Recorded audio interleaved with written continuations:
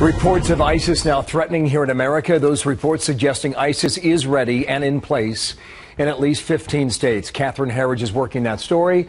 We will talk to her in a moment. Meanwhile, we know those who plotted to attack Garland, Texas, had contact with known terror recruiters and ISIS fighters overseas. That raises new questions as to what can be done here at home. The New York Times quotes a senior law enforcement official. The ISIS guys are talking to these wannabes on Twitter all day long. It's like the devil is sitting on their shoulder saying, come on, they're insulting the prophet. What are you going to do about it? There are so many like him that you have to prioritize your investigations. And that is critical. Nebraska Senator Ben Sasse, member of the Homeland Security Committee and the Government Affairs Committee. And welcome back here to America's Newsroom. Thanks, Bill. Critical question. How do you tell the difference between a threat and a taunt? Yeah, great question. And I mean, we need to put this in context. Jihadism is metastasizing around the world, and the world is a far more dangerous place than it was at 9/11. You see the rebranding of groups. We had Al-Qaeda, we now have ISIL. You're going to have lots more of these groups over the next many decades, and the rise of new kinds of social media communication make it possible for both overseas bad actors and homegrown domestic terrorists to plot together. There's a lot of work for the intelligence community to do, and we're going to need to continue to upgrade our game. This is going to be a long fight against jihad. Well, that's a strong statement, Senator. You're saying the world is a more dangerous place, even with Osama bin Laden dead. Back that up. The world is a much more dangerous place than at 9/11. We have a lot more bad actors around the world. The ideology of jihad has metastasized. The social media environment has made it easier for them to communicate with one another. And to be frank, Bill, in many places around the world, there's real doubt about U.S. resolve to win.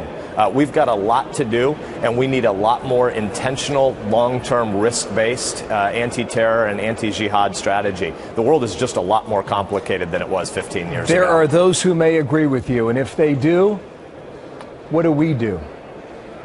Well, first of all, we need to recognize that what the intelligence community does to protect us is important work. And when you think about the Texas attacks over the weekend, for instance, we don't often pause quickly enough to say thank you and to express appreciation for things that work.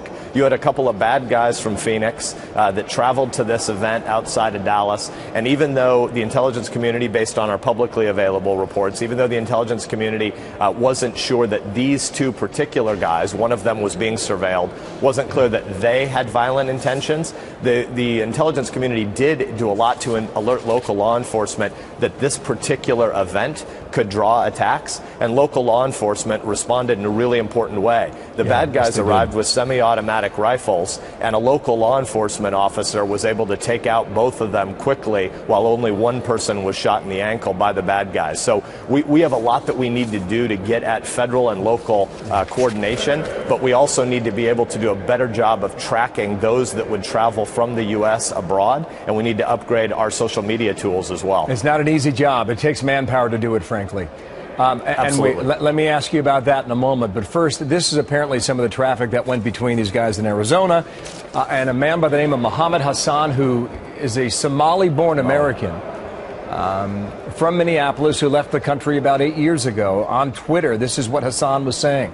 The brothers from the Charlie Hebdo attack in Paris did their part. It's time for brothers in the hashtag U.S. to do their part. And that could be a trigger. That could be a sign. We go back to 9/11. You saw the signs that put that plan into motion.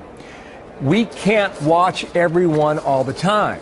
And, Senator, some of these guys, as nefarious and deadly as they might be, will get through. What do we do then? Yeah, so you're absolutely right. Let's distinguish between a couple of things.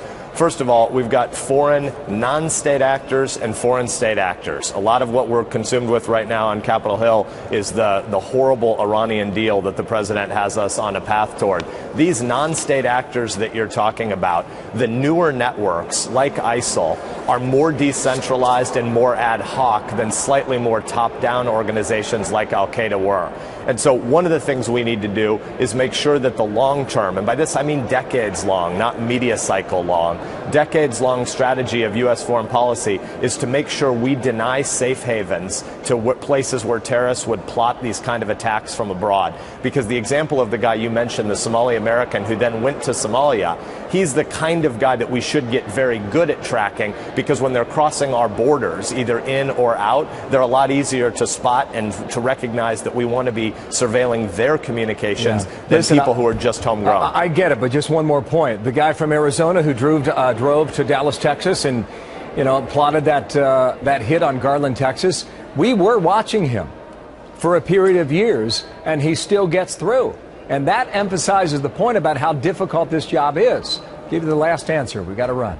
Yeah, you're exactly right. It's a difficult job, but we need national clarity in our conversation, and we need more leadership out of Washington that if you believe you kill in the name of your religion, the American system and the American people are opposed to you. This guy hadn't signaled violent intentions, but we need a Washington policy consensus that recognizes jihadists want to kill in the name of religion. We need to clearly define who our enemy is. Okay, Senator, thank you for your time. Ben Sasse, Republican from Nebraska.